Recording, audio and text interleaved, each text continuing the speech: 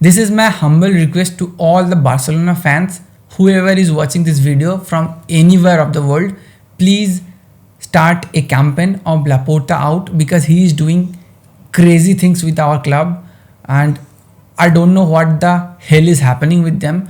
Basically, he convinced Xavi to stay for the next season and now he is contacting Hansi Flick because Xavi has said some true facts about the club.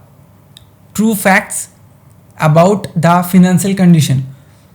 So I don't see any mistake from our coach Xavi, and Laporta is just playing a political game with our club and he promised to keep Messi for a long time, but in his first year only he lost Messi. The first player he lost was Messi and everything he promised was kind of becoming a fake thing. The reality is different.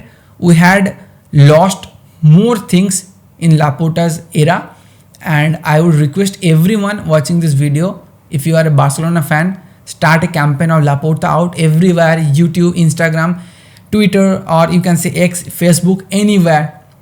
Just start a campaign of Laporta out. Now coming to the main part of the video, my native language Bengali. এই ভিডিওটা তোমাদের জন্য করা যারা Barcelona fan. জাভির সাথে যেটা হচ্ছে ঠিক হচ্ছে না। সে একটা ক্লাব লেজেন্ড, কোচ বাদ দাও, 2 বছরের জন্য কি 3 বছর, 2 বছরের মতো কোচ ও ছিল। I don't care about their coach, মানে ওই কোচিং এরা সাথে আমার কিছু যায় আসে না, ঠিক আছে। 2 বছর সে কিছু করতে পারেনি সেটাও আমি বলবো না, সে যথেষ্ট কাজ করেছে। এবারে সে কোয়ার্টার ফাইনাল অবধি গেছে, আগের বারে সে এতে গেছিলো, লালিগা জিতিয়েছে তোমাদেরকে, সে যথেষ্ট করেছে। সেই লেজেন্ডটা আমাদের ক্লাব লেজেন্ড, যাকে আমি দেখে জাস্ট শেষ কেরিয়ার শেষের দিকটা দেখে আমি বড় হয়েছি, এই লেজেন্ডটা ডিজার্ভ করে না এই ট্রিটমেন্ট। সে কোচিংয়ে যা ইচ্ছা করে নিতে পারে, আই ডোন্ট কেয়ার।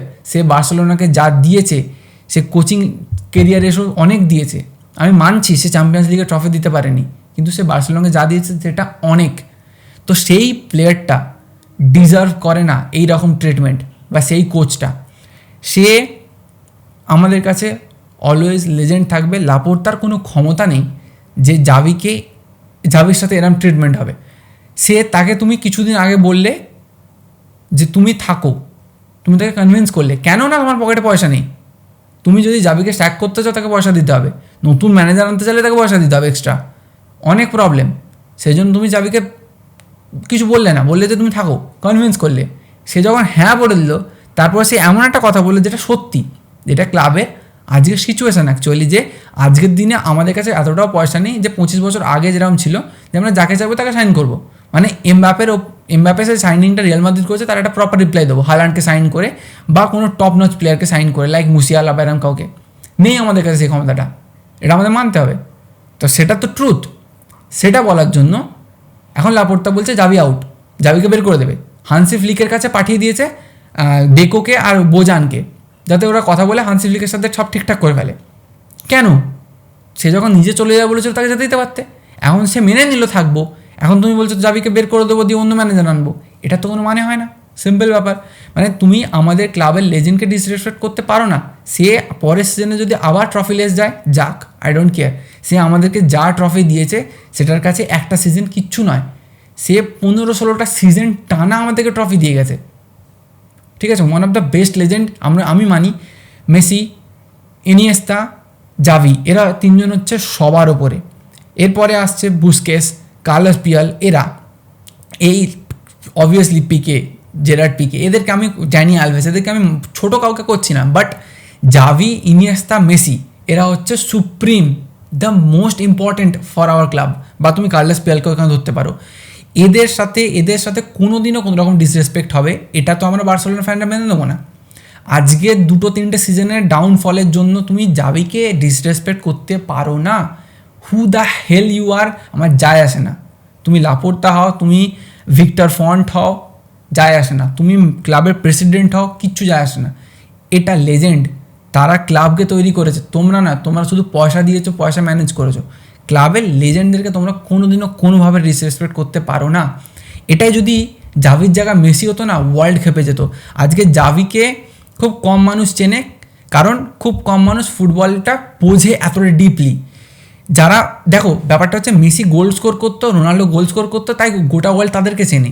কিন্তু এই গোলটা তৈরি করে দিত কিন্তু জাভি ইনিয়েস্তা, তাই জন্য এদেরকে একটু কম লোক চেনে।